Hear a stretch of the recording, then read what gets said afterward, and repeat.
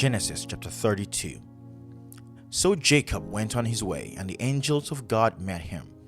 When Jacob saw them, he said, "This is God's camp." And he called the name of that place Mahanaim. Then Jacob sent messengers before him to Esau his brother in the land of Seir, the country of Edom. And he commanded them, saying, "Speak thus to my lord Esau. Thus, your servant Jacob says, I have dwelt with Laban and stayed there until now. I have oxen, donkeys, flocks, and male and female servants, and I have sent to tell my lord that I may find favor in your sight." Then the messengers returned to Jacob, saying, "We came to your brother Esau, and he also is coming to meet you, and 400 men are with him." So Jacob was greatly afraid and distressed, and he divided the people that were with him, and the flocks and the herds and the camels into 2 companies. And he said, "If Esau comes to the one company and attacks it, then the other company which is left will escape." Then Jacob said, "O God of my father Abraham, and God of my father Isaac, the Lord who said to me, 'Return to your country and to your family, and I will deal well with you,' I am not worthy of the least of all the mercies and of all the truth which you have shown your servant. For I crossed over this Jordan with my staff, and now I have become 2 companies. Deliver me, I pray, from the hand of my brother, from the hand of Esau, for I fear him, lest he come and attack me and the mother with the children. For you said, I will surely treat you well and make your descendants as the sand of the sea, which cannot be numbered for multitude."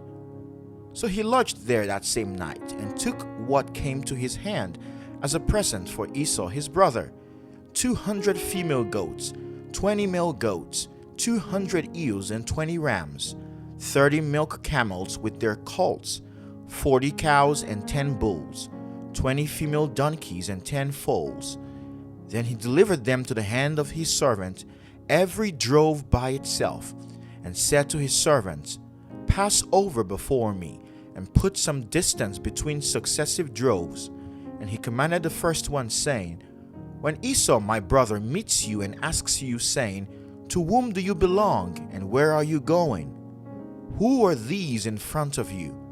Then you shall say, 'They are your servant Jacob's. It's a present sent to my lord Esau, and behold, he also is behind us.'" So he commanded the second, the third, and all who followed the droves, saying, "In this manner you shall speak to Esau when you find him, and also say, 'Behold, your servant Jacob is with us.' For he said, 'I will appease him with the present that goes before me, and afterward I will see his face. Perhaps he will accept me.' So the present went on before him, but he himself lodged that night in the camp. And he arose that night, and took his 2 wives, his 2 female servants, and his 11 sons, and crossed over the ford of Jabbok. He took them, sent them over the brook, and sent over what he had. Then Jacob was left alone, and a man wrestled with him until the breaking of day. Now when he saw that he did not prevail against him, he touched the socket of his hip, and the socket of Jacob's hip was out of joint as he wrestled with him. And he said, "Let me go, for the day breaks." But Jacob said, "I will not let you go unless you bless me."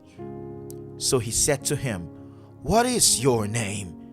He said, "Jacob." And he said, "Your name shall no longer be called Jacob, but Israel, for you have struggled with God and with man, and have prevailed." Then Jacob asked, saying, "Tell me your name, I pray." And he said, "Why is it that you ask about my name?" And he blessed him there. So Jacob called the name of the place Peniel, "For I have seen God face to face, and my life is preserved." Just as he crossed over Penuel, the sun rose on him, and he limped on his hip.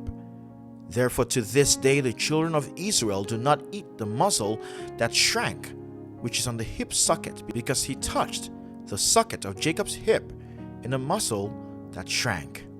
This is Genesis chapter 32.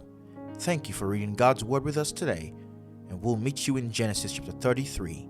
God bless you.